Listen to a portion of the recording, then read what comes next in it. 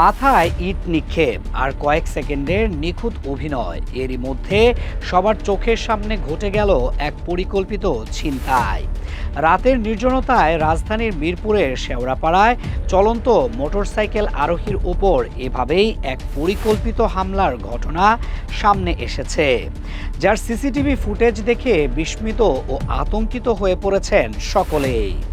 প্রথম দেখায় এটি একটি সাধারণ দুর্ঘটনা মনে হলেও ভিডিওর প্রতিটি সেকেন্ড বিশ্লেষণ করে বোঝা যায় পুরো ঘটনাটি ছিল অত্যন্ত সুপরিকল্পিত।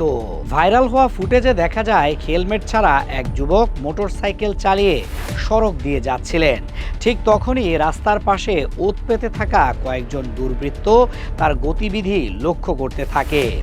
মুহূর্তের মধ্যে তার মাথা লক্ষ্য করে সজোরে ছুঁড়ে মারা হয় একটি ইট। আঘাত এতটাই তীব্র ছিল যে তিনি মোটরসাইকেলের নিয়ন্ত্রণ হারিয়ে রাস্তায় ছিটকে পড়ে যান। আর সেই সুযোগে আরেক ব্যক্তি দ্রুত এগিয়ে এসে আহত যুবকের মোটরসাইকেল নিয়ে ঘটনাস্থল থেকে পালিয়ে যায়। পরে জানা যায় আহত ওই যুবকের নাম রাফি। তবে পুরো ঘটনার সবচেয়ে অবাক করা অংশটি ঘটে হামলার পর। সিসিটিভি ফুটেজে দেখা যায় ঘটনায় জড়িত সন্দেহভাজনদের একজন আচমকাই নিজের চরিত্র বদলে ফেলে আর চিৎকার করে আশপাশের মানুষকে বলতে থাকে যে ওপর থেকে ইট পড়েছে। শুধু তাই নয়, আহত রাফিকে সাহায্য করার ভান করে স্থানীয়দের ডেকে এনে হাসপাতালে পাঠানোর উদ্যোগও নিতে দেখা যায় তাকে। তার এই অভিনয় এতটাই বিশ্বাসযোগ্য ছিল যে উপস্থিত অধিকাংশ মানুষ ঘটনাটিকে একটি দুর্ঘটনা বলেই ধরে নেন। ফলে হামলাকারীরা প্রাথমিকভাবে সন্দেহের বাইরে থেকে যায়। কিন্তু সিসিটিভি ফুটেজ সামাজিক যোগাযোগ মাধ্যমে ছড়িয়ে পড়ার পর পুরো চিত্র পাল্টে যায়। ভিডিওটি ভাইরাল হওয়ার সঙ্গে সঙ্গে বিষয়টি গুরুত্বের সঙ্গে তদন্ত শুরু করে কাফরুল থানা পুলিশ। অভিযানে নেমে ঘটনার পরের রাতে উদ্ধার করা হয় ছিনিয়ে নেওয়া মোটরসাইকেলটি।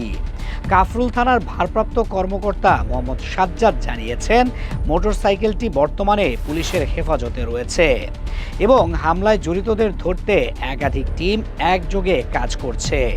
ইতোমধ্যে সিসিটিভি ফুটেজ বিশ্লেষণ করে কয়েকজন সন্দেহভাজনদের পরিচয়ও নিশ্চিত হয়েছে। পুলিশের প্রাথমিক তদন্তে উঠে এসেছে আরও চাঞ্চল্যকর তথ্য। তাদের ধারণা এটি কোনো সাধারণ ছিনতাই নয়, বরং পূর্বশত্রুতার জের ধরে সাজানো একটি হামলা। তদন্ত সংশ্লিষ্টরা বলছেন আহত রাফি ও হামলাকারীরা একে অপরের পরিচিত হতে পারেন।